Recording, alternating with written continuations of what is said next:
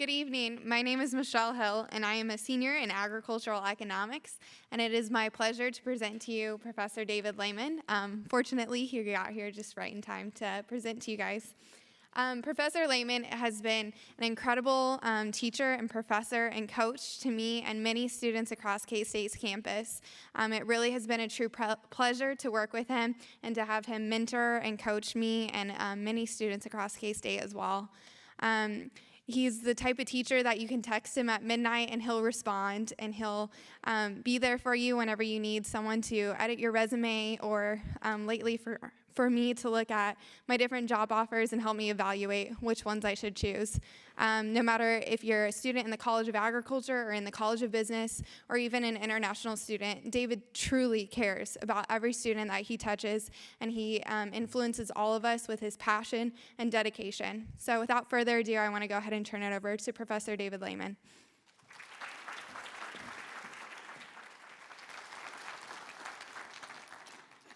Thank you, Michelle, and good evening, and greetings from Atlanta. I just came back with a group of students who participated in a national collegiate sales competition this past weekend. And actually, that's not even exactly my topic for tonight, but my topic is competitions as a teaching tool.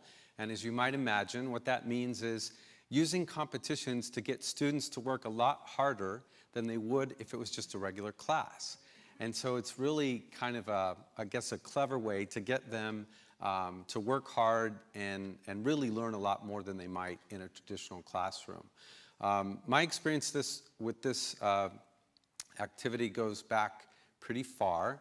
And so what I specifically want to talk about in terms of the competitions as a teaching tool is something called NAMA.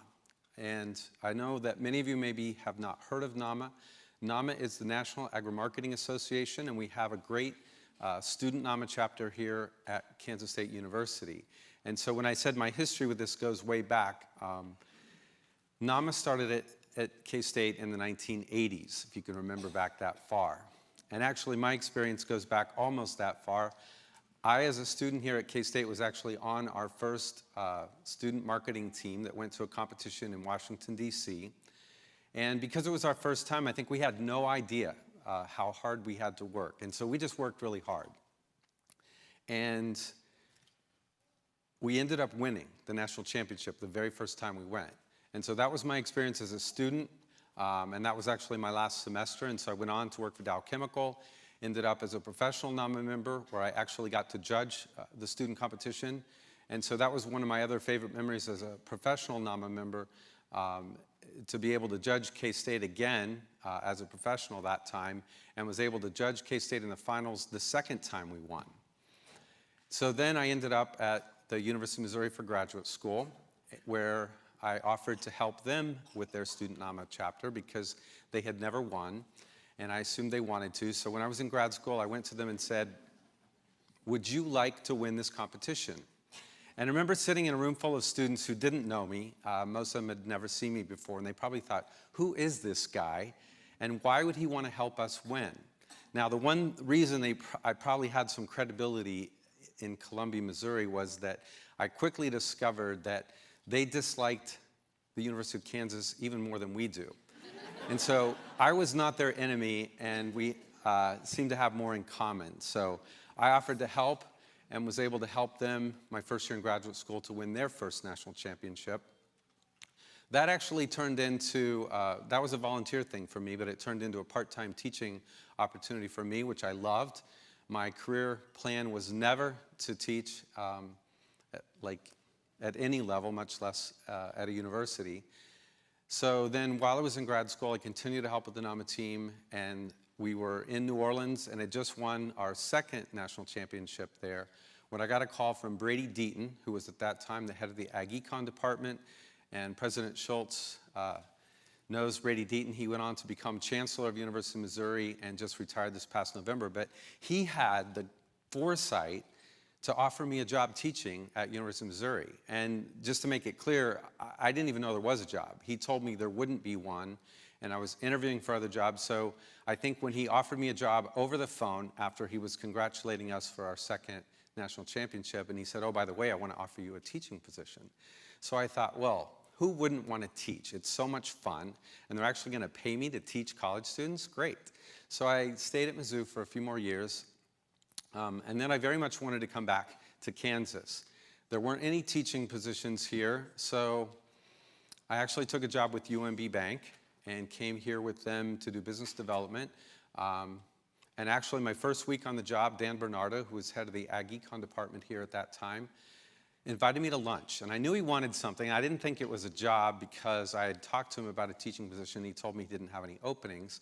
But what he did ask me to do was he said, would you be willing to be the advisor and coach for the student NAMA team? Because at that time, they hadn't had an advisor, a faculty advisor, for about 5 years. So I said, sure. Because at that time, I was working full-time at the bank, and I really missed working with college students. So that was a great experience for me. We made it to the finals, and in the next 2 years, we actually won back-to-back national championships in 2006 and 2007, and we were the first university to ever win back-to-back. And just to give you an idea, that's really hard to do because we usually take different students on our team competing against over 30 other universities that represent the top land-grant universities and other top ag schools in the country. So we have different students, they have different students, and we're all marketing a different product every year to mostly different judges. So there's a lot of variables to it. But we had an amazing run there. I can tell you that our lead speaker on that team actually was a Rhodes Scholar from K-State. His name is Vincent Hofer. So that's the kind of quality of students that I get to work with. And so then fast forward to the last couple of years, and we've been in the finals for the last 3 years in a row, and Michelle Hill, who introduced me, was on the team last year.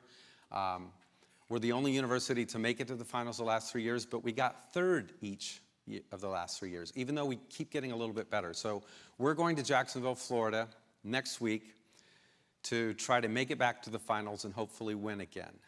So I hope you'll all root for us. And then I just, in closing, want to tell you about the future of NAMA is bright here. My faculty advisor for NAMA was a gentleman, Dr. John Riley, who some of you may remember. He really pushed this hard. He taught me a lot about marketing. I used to joke with him that I taught him a lot too over the years because we stayed friends, but also friendly competitors. And Dr. Riley died last September, but he had arranged about 5 years ago. I had a conversation with him after one of the NAMA conferences. He gave us a gift of $125,000 to endow travel funds for a competition team. So going forward, we're going to be almost fully funded just from his gift. And so I just really appreciate that Dr. Riley was able to do that for us and for the students. And I hope that kind of gives you a sense of how important it is in the lives of many people, including myself. I wouldn't be here at K-State teaching if it wasn't for NAMA. And it's just a really honor and a privilege to work with great students like Michelle. So thank you very much.